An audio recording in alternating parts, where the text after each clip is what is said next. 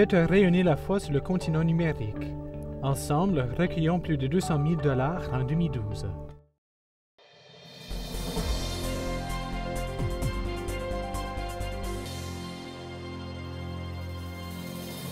Bonsoir mesdames, messieurs, bienvenue à Perspective. Je suis au Mont Gabriel à Sainte-Adèle, à 1 heure de Montréal, dans le magnifique massif des Laurentides. Les évêques se réunissent pour une semaine pour l'Assemblée plénière de la Conférence des évêques catholiques du Canada, la CECC. Une semaine chargée les attend, une semaine de travail, durant laquelle ils écouteront le rapport annuel de Monseigneur Richard Smith, le président de la CECC. Notre amour pour le don de la vie nous envoie d'une manière spéciale à la communion et à la solidarité envers les pauvres. En décembre 2011, le vice-président et moi-même, ainsi que notre secrétaire général adjoint, Pete Hubbard, avons participé à une visite de solidarité en Haïti. Nous avons été impressionnés par le courage et la détermination du peuple haïtien, mais aussi par l'aide précieuse fournie par l'Organisation catholique canadienne pour le développement et la paix, ses partenaires locaux et les autres membres de Caritas Internationalis. Notre visite a confirmé l'importance des efforts que nous faisons pour renforcer l'identité et accroître l'efficacité de développement et paix dans la poursuite de sa mission, qui est d'apporter aux pauvres de notre monde l'aide du développement humain intégral. Cette semaine, nous allons poursuivre notre réflexion sur la nature et la mission de développement et paix. La visite du pape Benoît au Liban était placée sous le signe de la solidarité et de la communion avec tous les citoyens du Moyen-Orient. Il y a maintenant plusieurs années que notre conférence s'efforce de manifester sa solidarité en participant aux réunions annuelles de la coordination des conférences épiscopales en solidarité avec l'Église en Terre Sainte. Depuis la création de la coordination en 1998, notre conférence envoie son président l'y représenter. Quand je suis allé à Jérusalem en janvier dernier, j'ai été accompagné par M. Kaletu, secrétaire national de Kenewa Canada. Notre participation démontre la préoccupation et le soutien de l'Église au Canada pour nos sœurs et frères chrétiens de la Terre Sainte et de tout le Moyen-Orient. À l'ordre du jour aussi, il y aura les rapports des différentes commissions. Cette année, ils ont choisi ce cadre dans un chalet en bois rond qui permettra le travail et la réflexion ainsi qu'un ressourcement. Je vous emmène faire un tour dans les coulisses de l'Assemblée plénière. L'Assemblée plénière des évêques demande une grande organisation et nous sommes au cœur de cette organisation avec Monseigneur Power, la cheville ouvrière, qui est le secrétaire général de la Conférence des évêques catholiques. Bonjour Monseigneur Power. Bonjour ma sœur, ça me fait plaisir de vous revoir. Et oui, vous êtes toujours aussi rayonnant. Alors dites-moi, dans quel esprit vous abordez cette Assemblée plénière ? Une rencontre comme la plénière de tous nos évêques ici au Canada est probablement un des événements les plus importants de l'année pour l'Église au Canada. Pour moi, de voir les évêques qui nous arrivent de Vancouver jusqu'à Terre-Neuve, heureux de venir, heureux de rencontrer leurs collègues, les évêques qui viennent d'ailleurs, mais en même temps qui nous arrivent avec les soucis et les besoins qui existent dans leur propre diocèse, mais conscients du fait qu'ici au Canada, l'Église a d'autres besoins. Ils nous arrivent également avec leur sagesse et leur expérience, leur gentillesse. Et ensemble, les évêques vont justement évaluer plusieurs questions. Mon travail, c'est de m'assurer que tout soit préparé pour eux, que les évêques aient toutes les informations possibles afin de prendre une décision sur chaque cas. Une fois qu'ils ont pris la décision, là, les évêques retournent à leur diocèse et, en effet, ils me donnent mon devoir. Et c'est à moi de rapporter à chaque 3 mois au Conseil permanent tout ce que nous avons accompli. Tous les gens qui travaillent avec moi dans le secrétariat travaillent fort avec leur expérience et leur grande connaissance.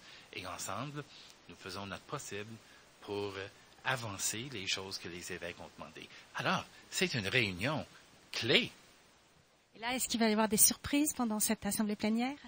Ah, la plus grande surprise pour moi, c'est la journée où ils vont décider s'ils veulent me garder ou me changer. Alors, je suis élu par des évêques du Canada et à ce moment-là, les évêques auront la chance d'évaluer le travail que j'ai fait et se prononceront sur s'ils aimeraient que je reste pour un autre terme ou si quelqu'un d'autre soit nommé à ma place. Alors, pour moi, je pense que ça sera un moment assez important, mais je dois vous dire que mon évêque m'a dit que peu importe ce qui arrive, j'aurai toujours un job chez lui. Et alors, les évêques vont parler de beaucoup de sujets, dont le synode de la nouvelle évangélisation. Absolument, absolument. Chaque évêque qui fera une intervention au synode donnera sa présentation ici à la plénière et tous les évêques auront la chance de l'entendre. C'est un moment très important pour nous, comme c'est un moment important pour vous parce que Sel et Lumière est un des fruits de la nouvelle évangélisation. Et pour ça, nous rendons grâce à Dieu, c'est sûr. Bonne plénière et à bientôt. Merci beaucoup, Monseigneur. Merci à vous. Merci aussi à tous les gens de Sel et Lumière qui font tellement de choses pour nous, surtout votre chef, Father Tom, et toutes les autres personnes qui nous aident. On l'apprécie énormément. Je suis à présent avec Monsieur René Laprise, qui est le directeur des communications de la CECC. Bonjour René. Bonjour Sœur Marie-Noël. Ça fait plaisir de vous revoir. Alors, quel est votre rôle dans cette organisation de l'Assemblée plénière? Bon, quelques semaines, quelques mois avant la plénière, évidemment, je prépare un plan de communication pour la plénière où à chaque jour, nous allons diffuser un communiqué de presse. Nouveauté, cette année, nous aurons un point de presse par jour fait par Monseigneur Durocher de lundi à jeudi et vendredi avec le président, Monseigneur Smith.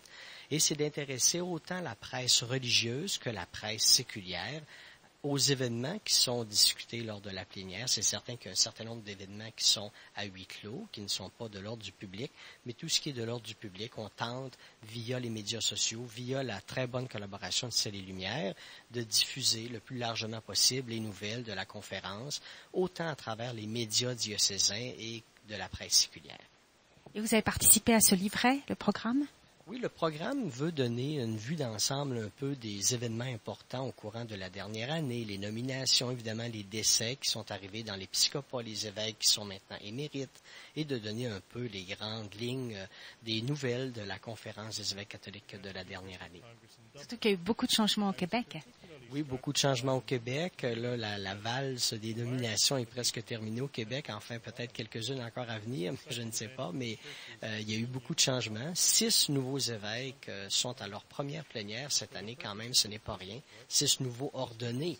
Alors, c'est important. Alors, je pense que ce sera une belle plénière. Et à propos des évêques qui vont aller au synode de la nouvelle évangélisation, quand est-ce que nous saurons leur nomination? Dès que Rome publiera les noms des nouveaux évêques, des délégués, pas des nouveaux évêques, mais des délégués au synode, la conférence des évêques pourra à ce moment-là diffuser les noms des 4 délégués qui iront à Rome et de leurs substituts, si jamais un d'eux ne pouvait pas s'y rendre. Merci beaucoup et bonne plénière.